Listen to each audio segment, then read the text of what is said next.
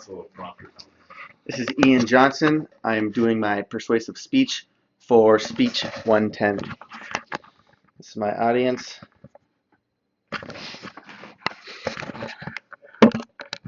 I will be doing my speech on medicinal marijuana. In China, there are records from over 4,500 years ago of marijuana use for medicinal applications. That's 2700 BC, according to the National Institute on Drug Abuse.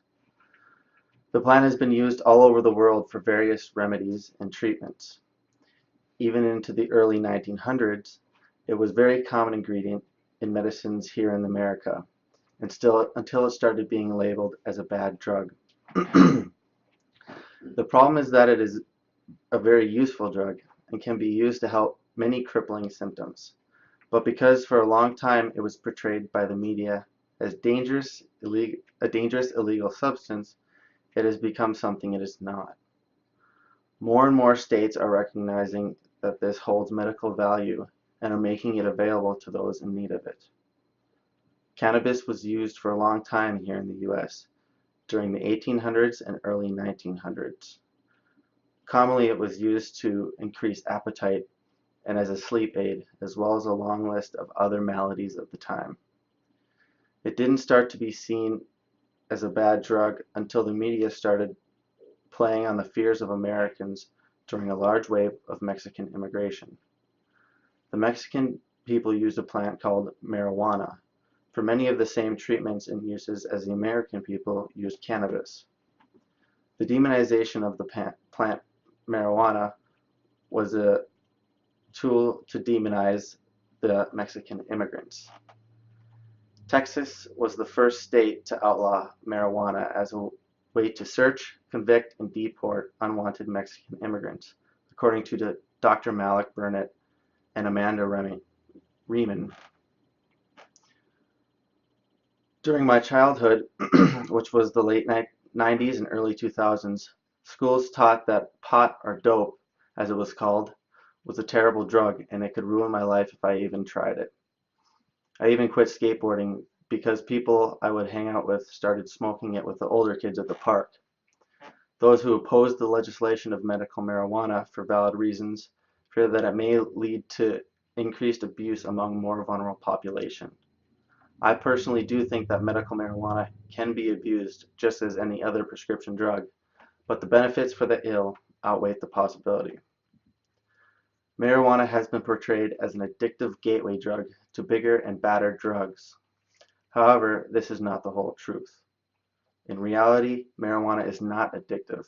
It can be habit-forming, as anything can be, but it is not inherently addictive. The addiction to other drugs like heroin or cocaine, even alcohol, a person is focused on the substance.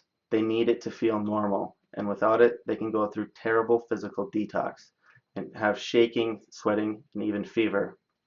They will start to prioritize the drugs above more important things in life, such as their own well-being or their family. Whereas people who have formed a habit of marijuana do not feel the need for marijuana to function, but when able to use it, they will. Mentally, they are still able to rationalize it and live without marijuana. The most common side effects of quitting marijuana is a decrease in appetite for a couple days and not much more than that, according to the Addiction Advisor Organization. Medical marijuana has just been passed in the state of North Dakota.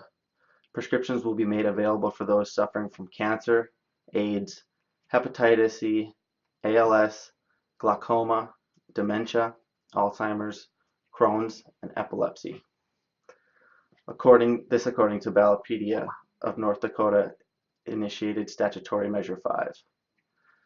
This is a big step for our state and a necessary one for our country.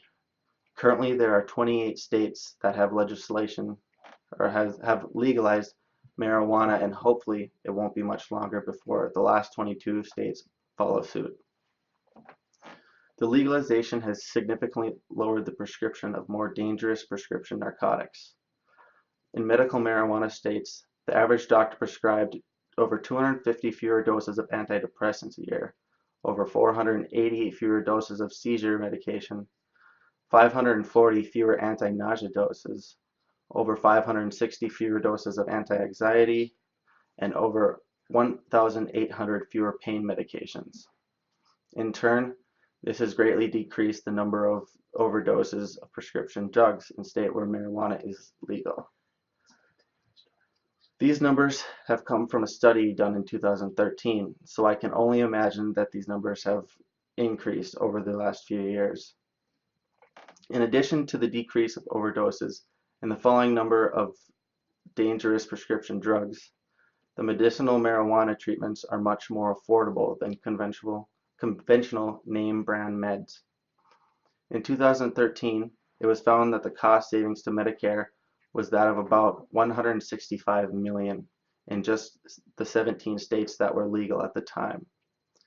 So with these specific illnesses that medical marijuana is prescribed for, because it has been proven that marijuana is not addictive or a gateway drug, and because of proven cost savings to the healthcare systems and the elderly, marijuana should be removed from the national drug list and made legal for medical use in all 50 states. Thank you.